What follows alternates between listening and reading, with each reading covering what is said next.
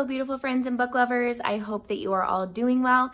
I am so excited to say that this video and my next 3 videos are all going to be dedicated to the current books in the A Court of Thorns and Roses series. My goal was in November and December, I wanted to start and finish a series. I feel like normally, if you're new to my channel, I typically read thrillers. I love thrillers. I love suspense novels.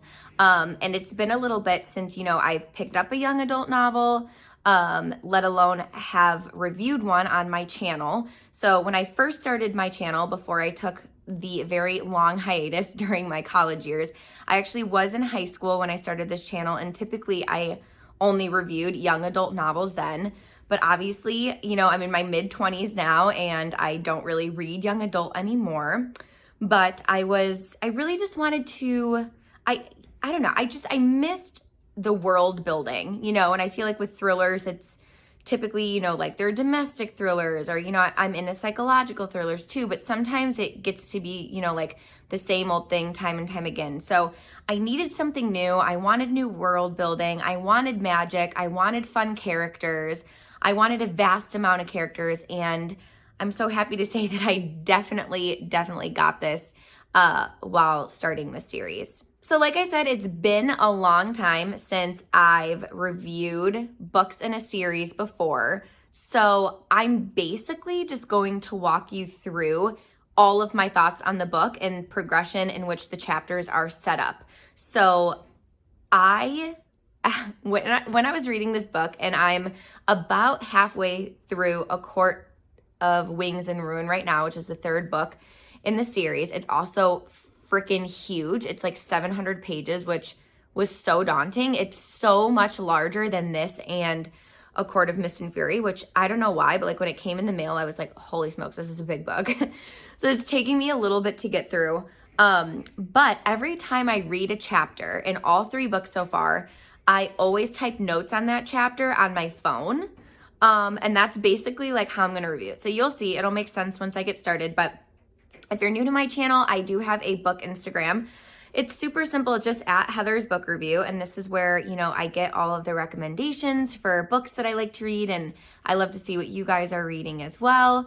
And also, if you're new to my channel, I would love if you could hit that subscribe button and hit that post notification bell so you are notified every time I post a new bookish related video. Okay, so starting off with this book, I feel like chapters 1 through 4 were pretty slow. We're finding out that Feyre's a hunter, and oh, by the way, I'm bound to mispronounce some names in this book. I'm so happy that at the end of this book there is a page where it tells you how to pronounce all the names. So I may be referring to that, and I may just say I'm wrong here. Don't drag me through the dirt, guys. I mean, it is what it is. I was really thrown with Rhysand's name because, like, the teacher in me is like, no, the spelling in that, it would be pronounced Rysand. But it's not. It's Rhysand. So I'm sure I'm going to mess that up a little bit. Who knows? Whatever. Anyways, with Feyre, you're finding out that she is a hunter. She obviously provides for her family. You're finding out that her living situation isn't the greatest. But the first 4 chapters were, like, honestly, nothing really intense or gripping. So then this big beast fairy barges in, and, we come to find out that it's Tamlin. But this early in the book, he's like, basically, a life for a life, like, you're going to come live with me. And again, found this out at the end of the book when I read it, but I was getting such Beauty and the Beast vibes, and it was so funny because when I actually took the time to look at the book in the end here, I just have to show you guys because I busted out laughing. It literally describes this as like a Beauty and the Beast meets like something else book, and I was like, okay, well, that makes sense. Of course, I can't find it now, but whatever. Somewhere in the book, it literally says that it's a twist of like Beauty and the Beast. And as I was reading the first book, I had that thought so many times. I'm like, oh my God, this is just like Beauty and the Beast. And it's supposed to be. So when she gets to the manor, I mean, it's typical Beauty and the Beast Belle-like behavior. She doesn't want to eat. you know, they're providing her with like this, you know, scrumptious meal, and she's obviously starving and really thin, but you know, she's just being stubborn, and you know, she's so nervous that they're going to poison her food, blah blah blah. And you know, then she learns about the sickness that, you know, is taking over Prythian. Is that how you guys say it? I don't know. She learns a little bit about that. Sorry, I have my iPad here. I thought it was funny that she like set that tripwire in her room, you know, I think, you know, Sarah J. Maas was trying to show us like any character building for Feyre at this point is like her skill as a hunter, right? Like she can't, I don't even know if we know that she's illiterate at this point, but you know, she's trying to protect herself in any way that she can. And I thought that little bit was comical. So then Feyre encounters the Bogue, B-O-G-G-E, hopefully I'm saying that right. And, you know, she thinks she sees her father in the garden and it's pulling at her heartstrings. But as a reader, you're like, oh, there's absolutely no way. You know, like her father is disabled. You know, he has something wrong with his knee, which obviously we find out later. But, you know, I think this just really adds to her homesickness at this time and, you know, is adding a little bit more to, you know, her character. You know, you're feeling sorry for her. Part of me was like, you know, just eat the food and like try to make your best of the situation. And I'm like, but then we wouldn't have a story, you know, like she's got to have some sort of fight in her. So around chapter 12, we finally see the first tender moment between Tamlin and Feyre. You know, she's helping heal his injury and he kind of opens up to her that he doesn't want to be like his father, which, whatever. I don't want to spoil anything. I'll save those thoughts for a little bit since this is just the review on the first book. But I thought that little tender moment was kind of just what we needed at this point in the book, because up until now we've had zero romance and it's basically just been, you know, finding out more about the fairy world and also, you know, her basically just being stubborn. I felt like chapter 13 was a huge chapter, right? You have, oh gosh, Lucian. I'm going to go with that.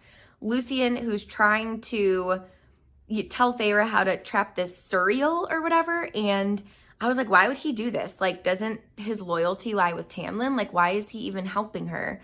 And then the other part of me was thinking like, okay, so you basically see how Tamlin's trying to help Feyre, you know, and he said something along the lines of like shortcomings in terms of her like not being able to read. And this was a huge chapter for character development as well, because you can really see how she lacks confidence. She lacks confidence in herself, right? If you take a look at her family dynamic, like she has no one who's positively bringing her up, right? Like she was basically taking care of her family before she left.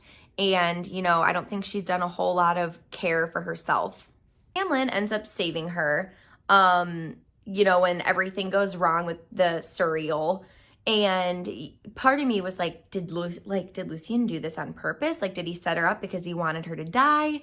And I think, you know, at this point in the book, she's kind of realizing that, you know, Tamlin is helping her family and she kind of needs to accept the situation that she's in. Around chapter 18, my whole problem with Lucian, like, not coming to her, you know, when the Naga was there, or I'm sorry, when the Puka?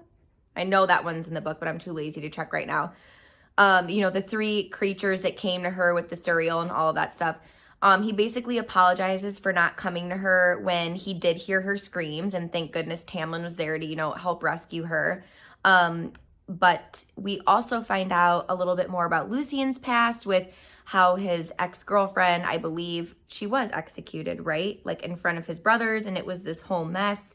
So you're finding out a little bit about his past too. So then chapter 20, probably one of my favorite chapters in this book, it's Colin, which is the Fire Knight. And okay, so I was so frustrated with her at this point. But again, if she just behaved, we wouldn't have a story then, right? So Tamlin asks one thing of her. He asks her to stay in her room and not come out during this festival. And she comes out anyways. And that's where she meets our boy, Rhysand. I'm just going to call him Rhys. And, you know, I love that she describes him as the most beautiful man she's ever seen, because you guys know why I love that part. But again, I don't want to spoil anything. for those who have not read the second book yet, but it's basically a very, very important chapter.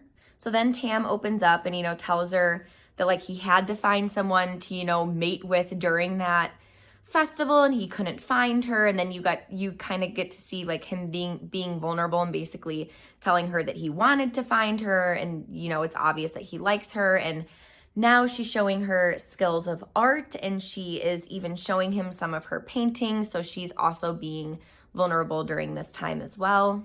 So around chapter 25, we find out that Rhys is High Fae of the Night Court, and we're starting to get the feeling of Amarantha and the whole under the mountain spiel. And basically Tamlin tells her that she has to leave because he can no longer protect her.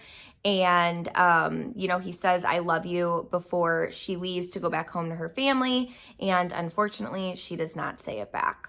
So this is really funny. This is my note. These are my notes right here for chapters like 29 and 30. So she ends up going home, and clearly the whole glamour that Tamlin put on the family didn't work with Nesta, because whatever like ruin she had on her at the time, actually did work. So Feyre ends up telling her everything. And I literally write in here that I predict that Nesta would go back to her world with her and end up with someone, wait for it, like Rhys. So then Feyre realizes that, like she didn't even really fight Tam to like stay there. She kind of just went home like begrudgingly, and so she heads back, and then, she finds the manor is ransacked. So she finds Alice back at the manor, and Alice is pretty much telling her all about like Amarantha's past and how she, basically put this curse on Tamlin that he needed to find a human who said that, they loved him back. For like this curse to be broken and they wouldn't have to wear these masks anymore. And then as a reader, you're like, why couldn't she have just said it back? But honestly, I'm so grateful that she didn't. Now she's under the mountain, meets Amarantha, and has to complete these 3 tasks. And as a reader, I'm like, I know it's gonna get good here, right? Like I'm like speeding through the book at this point. He gives her the riddle. I'm thinking, okay, the answer is either truth or luck.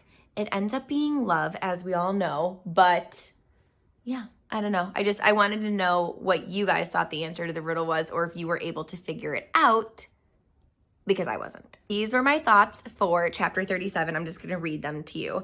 Because Rhys healed her, she will live with him for 1 week out of the month. Is it going to be a repeat of her hating Rhys but then slowly falling for him?